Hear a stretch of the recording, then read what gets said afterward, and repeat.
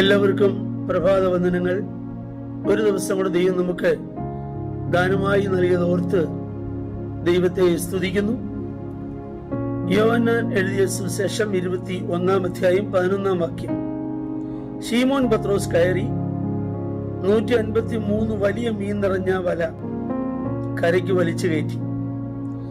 അത്ര വളരെ ഉണ്ടായിരുന്നിട്ടും വല കീറിയില്ല. യേശു അവരോട്, വന്ന് പ്രാതൽ കഴിച്ചുകൊള്ളുവീൻ എന്ന് പറഞ്ഞു.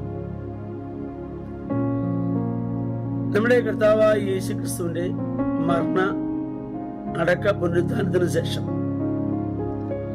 ശിഷ്യന്മാർ ഒരുമിച്ച് കൂടിയിരിക്കുകയാണ്. നിന്റെ കൂടെ മരിക്കാനും തയ്യാറാണെന്നൊക്കെ പറഞ്ഞു പത്രോസ്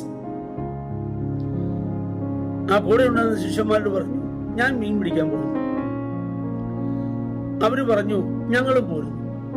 അങ്ങനെ തിബിരിയോസ് കടലിൽ അവർ മീൻ പിടിക്കാൻ പോകും. ഒരു രാത്രി മുഴുവൻ അവർ മീൻ പിടിച്ചിട്ട് ഒന്നും കിട്ടിയില്ല. കർത്താവ് അവർക്ക് പ്രത്യക്ഷനായി ചോദിക്കുന്നു, കുഞ്ഞുങ്ങളെ, കൂട്ടുവാൻ വല്ലതുമുണ്ടോ? ഇല്ല എന്നവർ ഉത്തരം പറഞ്ഞു. പടകിന്റെ വലത്തു ഭാഗത്ത് വല വീശുവീൻ, എന്നാൽ നിങ്ങൾ കിട്ടും എന്ന് അവൻ അവരോട് പറഞ്ഞു. യേശു പറഞ്ഞതനുസരിച്ച് പടകിന്റെ വലത്തു ഭാഗത്ത് വല വീശി 153 പെരുത്ത വലിയ മീൻകൂട്ടം അവർക്ക് ലഭിച്ചു. ഇവിടെ നാം യേശുവിന്റെ പരിജ്ഞാനത്തെ കവിയുന്ന സ്നേഹത്തിന്റെ പ്രത്യേകത പഠിക്കണം. കാരണം യേശുവിനോടൊത്ത് മരിക്കാൻ തയ്യാറാണെന്നും പറഞ്ഞ പത്രോസും യേശുവിന് കൂടെ നടന്നവരും വചനം കേട്ടവരും യേശുവിന്റെ എല്ലാ ശുശ്രൂഷകളിലും സാക്ഷ്യം വഹിച്ചവരും അത്ഭുതങ്ങൾ കണ്ടവരും നിയോഗം ഏറ്റെടുത്തവരും ഒക്കെയാണ് ഇവർ. ഇവർ പഴയ പണിക്ക് പോകുമ്പോൾ അവരെ തള്ളിക്കളഞ്ഞിട്ട് മറ്റാരെ വേണമെങ്കിലും ദൈവത്തിന് തിരഞ്ഞെടുക്കാം. ദൈവത്തിന് ആരെ വേണമെങ്കിലും യോഗ്യരാക്കിയെടുക്കാം. പക്ഷേ കർത്താവിൻ ശിഷ്യന്മാരെ തള്ളിക്കളയുന്നില്ല. ഇതാണ് പൗലോസ് എഴുതിയ വാക്കിൽ നാം വായിക്കുന്നത്.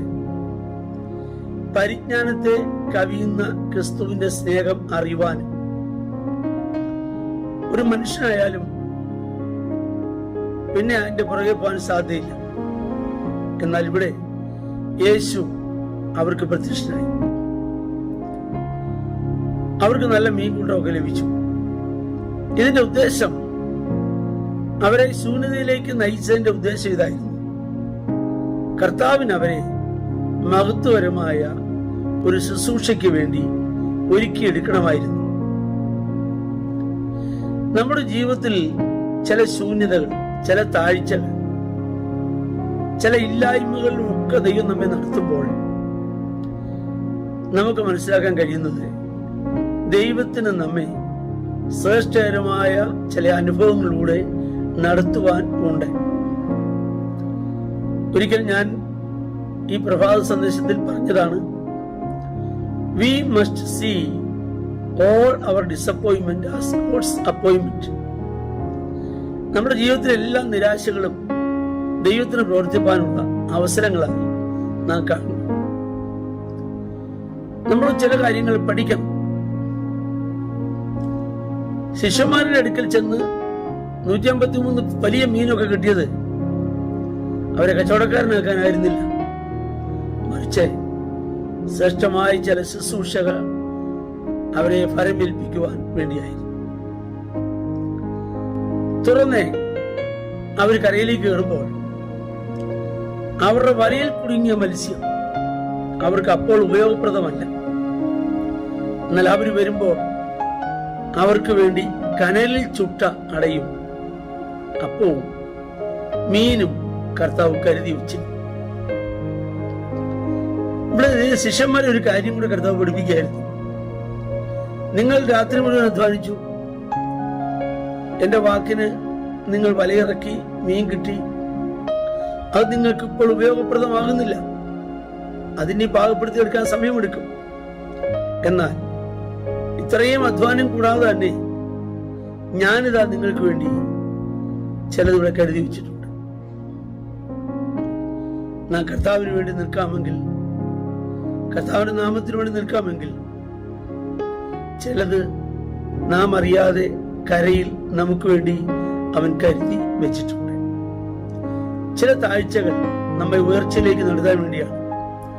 ചില ശൂന്യതകൾ നമ്മെ അനുഗ്രഹത്തിലേക്ക് നയിക്കാൻ വേണ്ടിയാണ്. ചില അനുഭവങ്ങൾ നമ്മുടെ ജീവിതത്തിൽ സമൃദ്ധിക്ക് വേണ്ടിയാണ്. നമുക്ക് നമ്മെ തന്നെ സമർപ്പിക്കുകയും പ്രാർത്ഥിക്കുകയും ചെയ്യാം. ഞങ്ങളുടെ കർത്താവേ, സ്വർഗീയ നല്ല പിതാവേ, നല്ല ദിവസത്തിനായി സ്തോത്രം. ഞങ്ങൾ ഇന്ന് കേട്ട വചനത്തിനായി സ്തോത്രം ചെയ്യുന്നു. വചനപ്രകാരം ഞങ്ങളുടെ താഴ്ച ഉയർച്ചയിലേക്ക് നടത്തുവാനുള്ളതെന്ന് ഞങ്ങൾ വിശ്വസിക്കുകയും അങ്ങേക്ക് മഹത്വം അർപ്പിക്കുകയും ചെയ്യുന്നു. എല്ലാവരെയും അങ്ങയുടെ നാമത്തിൽ അനുഗ്രഹിക്കുന്നു, യേശുവിൻ നാമത്തിൽ തന്നെ. കർത്താവ് നമ്മെ എല്ലാവരെയും ധാരാളമായി അനുഗ്രഹിക്കുന്നു.